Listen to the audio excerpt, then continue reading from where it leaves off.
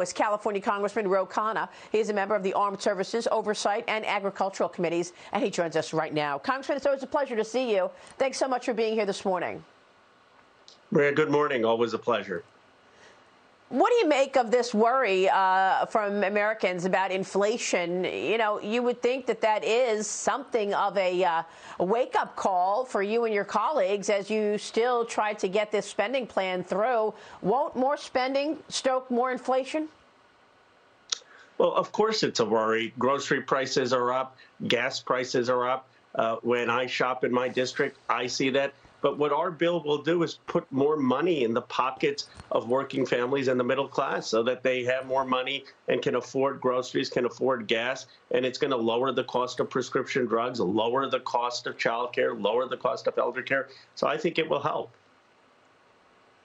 How would it possibly help if it's more money chasing too few goods, Congressman? We know this. And not only that, but many people are expecting that they will also pay higher taxes. So you're saying that this bill is lowering the cost for people, and yet many of your colleagues, certainly on the right, say that you've already breached the promise of not having anybody making $400,000 pay higher taxes. They will pay higher taxes. Marie, the tax increases are on people over $10 million, but you know the economics. I mean, the way inflation happens is if you have something that's unpaid for, because then the Fed increases the money supply. Here, this is fully paid for, so you're not going to have the Fed increasing bond purchases. In fact, I agree with Larry Summers. The real issue is the Fed with the quantitative easing, where they're still backing mortgages. I mean, they need to reverse that. I hope that the Fed will take the appropriate actions. Well, you say that it's fully paid for, and Joe Biden says it costs nothing, but that's not what we're hearing from the CBO and not what we're hearing from the Committee for a Responsible Budget. They say that there are plenty of gimmicks in this plan. In fact, Maya McGinnis was on this program just a week ago, and she said the cost of this plan is actually $4.9 trillion because of the gimmicks that you and your colleagues have put in, saying, oh, the child credit goes away in 1 year. I mean, do you honestly think the child credit goes away in 1 year? Well, it depends on the Republicans. Right now, the Republicans aren't for giving families $300 a month for people who are raising kids. If they were, then we could extend it further. But the CBO looked at this, and they basically concluded it's paid for. There's slight disagreement on how much revenue the tax compliance would raise.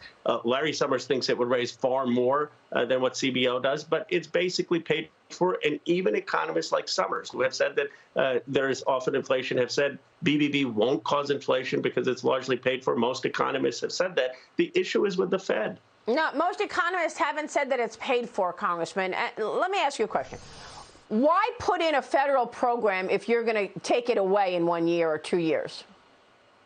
I don't want to. I would love to have a 10-year plan. You want it for the 10 years, right? That's why it's $4.9 trillion, because that's exactly right. But there's Anybody no who puts these programs in do not want them to go away in 1 year.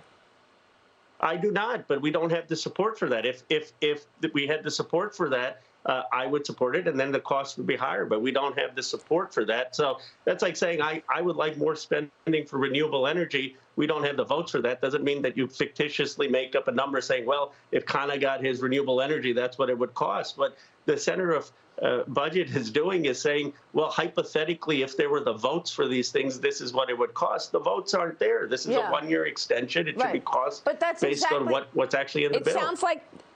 It sounds like that's exactly what your colleagues did. They came up fictitiously and said that this plan costs $1.75 trillion by saying that these programs go away in a year or two, and they don't. Nobody wants them to go away in 1 year, and they won't. So, in other words, the plan is actually costing $5.9 trillion, $4.9 trillion.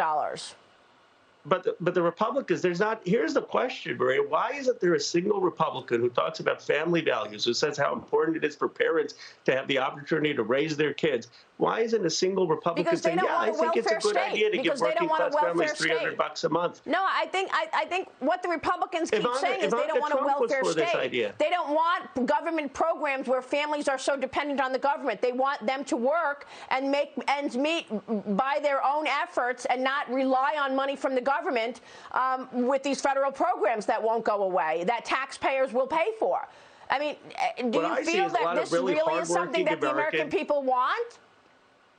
what I see is a lot of hardworking Americans, people who are driving trucks or working hard at restaurants, and they're having a tough time paying the bills and raising their kids. And what we're saying is, if you're a family who is raising kids in this country, that's the biggest job, and we ought to get $300 a month per kid. It's a policy that's pro-family, and I wish it had bipartisan support. And yes, I'm for 10 years if we can get it. The problem is we don't have the Republican support. And if Republicans were coming and support it, I'd say, yeah, it would cost more. Right. Because we have $28 trillion in debt, and to just put out a program that gives people hundreds of dollars repeatedly is just creating a welfare state and adding to the debt. Why are we doing that? We're seeing an economy that is growing. You know, you've got inflation as well. So why put more spending out there? But look, Congressman, I don't want to keep going through this because obviously the Republicans say one thing and you're saying something else. I want to get your take on China. The House passed the legislation last night banning imports made by Uyghur Muslims in the Xinjiang region of China. The bill now goes to the Senate while the House continues to try and advance other China-related legislation meant to help the United States compete with China. This is what you have been working on, your bills, the Endless Frontier Act. Congressman, what's most important in terms of pushing back on China's dominance?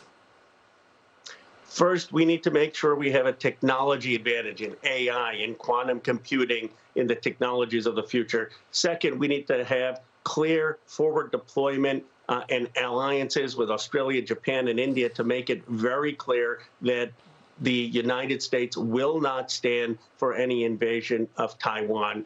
And third, we need to stand up for human rights. And what's happening with the Uyghurs is appalling. And I applaud people like Senator Rubio and others across the aisle who have stood up for those basic human rights.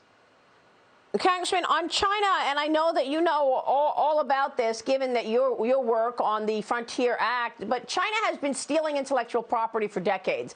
Now we see that they're ahead of us in AI. They may be ahead of us in quantum computing. Where is the accountability for the theft that has been going on for decades? Why not push back on the continuation of theft of intellectual property by the CCP? We absolutely must. We should make it clear that, first of all, we should have export.